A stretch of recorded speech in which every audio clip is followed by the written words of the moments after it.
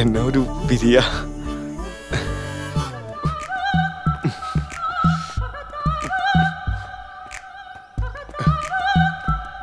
Hi പ്രിയ.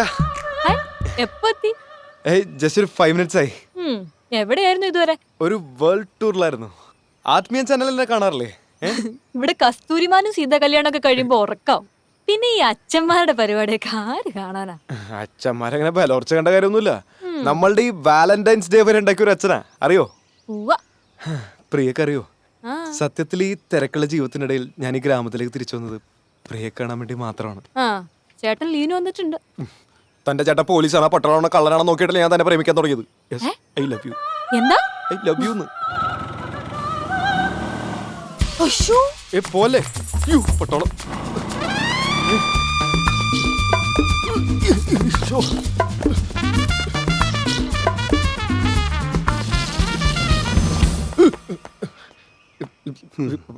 പറമ്പിലൊക്കെ നല്ല വിളവുണ്ടല്ലോ ചായ. സെബാളിയൻ വന്നുടനെ കൃഷി തുടങ്ങിയല്ലേ? അതെ, അവളുടെ ചേട്ടനൊരു പട്ടാളക്കാരനാ.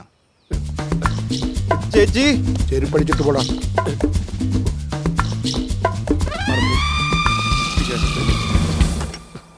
അന്നാമേ എടി അന്നാമേ. എന്നാ ചായ? അവളെന്തിയടി? പ്രിയയോ? ആ, അവളകത്തുണ്ട്. എന്നാ കാര്യം?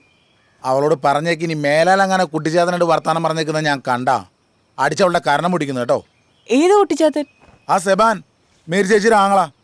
ഇതിപ്പോ എവിടെന്ന് അവതരിച്ചു? ആ എനിക്കറിയോ. മനസ്സമാധാനം പോയി.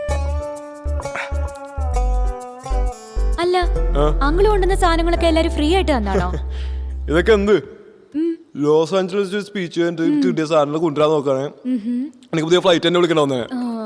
ഈ കാലിഫോർണിയയിൽ വെച്ച് കോട്ടയത്താരൻ അച്ഛൻ എനിക്കൊരു BMW തന്നെ ഗിഫ്റ്റ് ആയിട്ട് തന്നാ. പിന്നെ ഇവിടെ കൊണ്ടുവന്ന് ഞാൻ വരുന്ന ലെഫ്റ്റ് ഹാൻഡ് ഡ്രൈവ് അല്ലേ, എന്തോ ടാക്സിന്റെ പ്രശ്നം വേണ്ടെന്ന് വെച്ചു. ശരിക്കും അച്ഛൻ ഈ ലോക്കൽ മരപ്പണിയൊക്കെ വിട്ടിട്ട് കാശ് ഉണ്ടാക്കണമെങ്കിൽ എൻ്റെ കൂടെ വാ. ചുമ്മാ ഇവിടെ കള്ളും കുടിച്ചിരുന്നിട്ട് എന്ത് കാര്യം?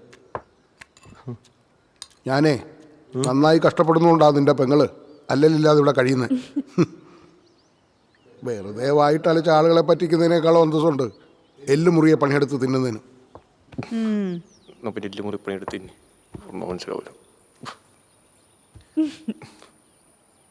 നമ്മൾ ഈ ചെറുപ്പക്കാര് സിമ്പിളായിട്ട് പൈസ ഉണ്ടെങ്കിൽ പ്രായമുള്ളവർക്ക് ഇഷ്ടപ്പെടില്ല. ബ്ലഡി ഓൾഡ് മാൻ ഇങ്ങനെ സഹിക്കണേന്ന് പടയാണെങ്കിൽ തല്ലി കൊല്ലാ നീളം.